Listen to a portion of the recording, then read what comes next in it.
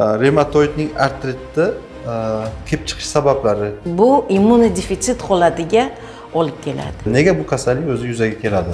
Bu kasallik surunkali bo'lib hisoblanadi. Boshqa klinikalardan, boshqa muassasalardan farqimiz kuchli gormonlardan qutulib, sekin-sekin o'sha 200 dan ortiq sabablar bo'lishi mumkin. Bo'lishi mumkin surunkali infeksiyalar. Hujayra darajasida davolashda ularga samarali yordam beryapmiz. Kimlarda ko'proq uchraydi? Nega bu kasallik o'zi yuzaga keladi? Assalomu alaykum, hurmatli kuzatuvchilar. Inject Medical YouTube podkastimizning navbatdagi soniga xush kelibsizlar. Bugungi bizning suhbatdoshimiz Inject klinikamizda terapevt, immunolog hamda allergolog vrachimiz Dilorom Kamarovna reumatoidning artritning kelib chiqish sabablari, hozirgi zamonaviy davolash taktikasi va bizning klinikamizda biz qanaqa davolash taktikalarini qo'llaymiz, shu haqida qisqacha gapiramiz. Dilorom opa, podkastimizga xush kelibsiz. Assalomu alaykum, rahmat.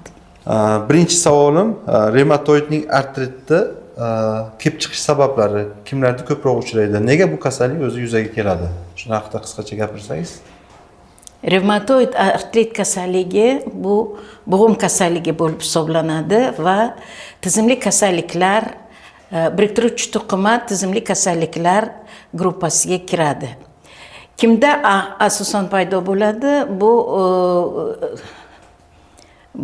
ayollarda ko'pincha paydo bo'lishi mumkin. Bu kasallik surunkali bo'lib hisoblanadi va asta-sekinlik bilan rivojlanadi. Bu kasallikning paydo bo'lishiga sabab bo'lishi mumkin surunkali infeksiyalar, turli xil zaharli ta'sirlar, toksik ta'sirlar bo'lishi mumkin, stress holatlar ham bo'lishi mumkin va gormonal buzilishlar ham autoimmun jarayonga olib kelishi mumkin. Umuman olganda bo'g'im kasalliklarining sabablari juda ham ko'p. 200 dan ortiq sabablar bo'lishi mumkin. Bularning orasida reumatoid artrit kasalligi eng ko'p uchraydigan va eng ko'p asoratlarga olib keladigan kasallik hisoblanadi. Chunki bu kasallikda butun biriktiruvchi to'qima a'zolari zararlanadi bunda. Bu bo'lishi mumkin perikardit, bo'lishi mumkin vaskulit, artrit va buyrak kasalliklari, to есть glomerulonefrit bo'lishi mumkin, nefropatiya bo'lishi mumkin va asta-sekinlik bilan nogironlikka olib keladi. Tushunarli. Demak, reumatoidni artrit ham qo'shimcha boshqa asoratlar olib kelishi mumkin. Ham reumatoidni artrit bor, yana qo'shimcha glomerulonefrit yoki vaskulitdan bo'lishi mumkin, ha? Endi reumatoid artritning klinikasida faqatgina bo'g'im og'riqlari emas, bu vaskulitlar ham bo'lishi mumkin, miokarditlar ham bo'lishi mumkin, perikarditlar ham bo'lishi mumkin. Tushunarli.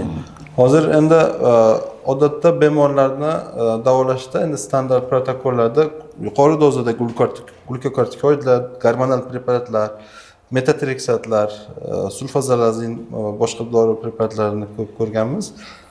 Bular haqiqatdan remissiyaga olib kelishi mumkin ma'lum bir darajada, lekin bu yechimmi degan savolga nima deysiz, sizning fikringiz? Bu yechimmi reumatoid artrit davolashda? Endi kasallikni davolashda biz 4 xil usul bilan ta'sir qilamiz. Bu sababiga, patogeneziga, uning simptomatikasiga va umumiy quvvatlantiruvchi sifatida dorilar ishlatamiz.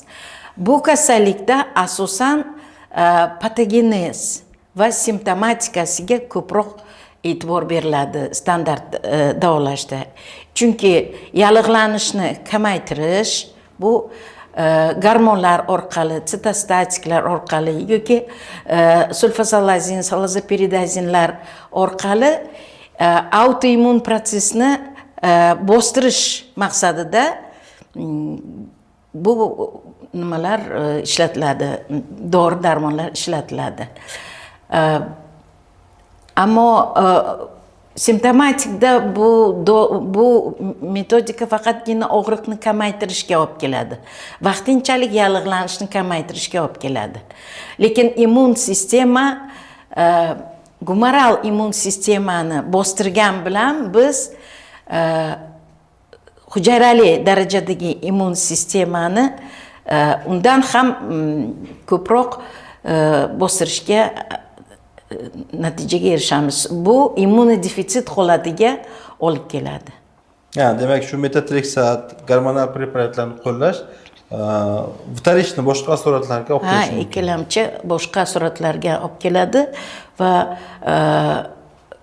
bu to'liq yechim emas demoqchisiz. Yo'q, bu to'liq yechim emas. Bunda sabablariga biz to'g'ridan to'g'ri yondashmaymiz. Tushunarli. Biz bilamiz, Inject Medical ko'p tarmoqli klinikamizda revmatoid artritlar bilan murojaat qilishadi, sklerodermiya bilan, SKV'lar bilan kelishadi. Biz o'zimizni hujayra darajasida davolashda ularga samarali yordam beryapmiz. Ya'ni biz o'sha podxodimiz gormonal preparatlar ishlatgan bo'lsa, etap kamaytirish va hujayra darajasida o'sha metodikamiz qo'llab revmatoid artrit, sklerodermiya va boshqa sistemik kasalliklarga ham yordam beryapmiz. Endi bizni boshqa klinikalardan, boshqa muassasalardan farqimiz traditsion yondashamiz. O'zimizni o'sha protokollar bo'yicha minimal keragini olamiz, individual yondashish va biz hujayra darajasida kombinatsiya qilamiz. Shu sababli bemorlarimiz etap kuchli gormonlardan qutulib, sekin-sekin o'sha normal hayot tarziga qaytyapti. Shu sababli hurmatli kuzatuvchilar, agar sizda ham yoki yaqinlaringizda ham revmatoid artrit yoki boshqa sistemik kasalliklar bo'lsa, bizning Inject Medical ko'p tarmoqli klinikamizga murojaat qilishingiz mumkin. Bizda tajribali mutaxassislarimiz bor hamda hujayra darajasida davolash metodikamizni ikkita davolashni kombinatsiyada qo'llab samarali yordam berishimiz mumkin. Agarda sizda ham yuqorida ko'rsatilgan kasalliklar bo'lsa, quyidagi raqamlarga qo'ng'iroq qiling, biz sizga ma'lumot beramiz. Bizning klinikamizning manzili Toshkent shahri, Yunusobod tumani, Nurziyoq 42 da joylashgan. Daron Kamarovna, bugungi ajoyib suhbat uchun sizga katta rahmat. Keyingi videolarda ko'rishguncha xayr. Rahmat.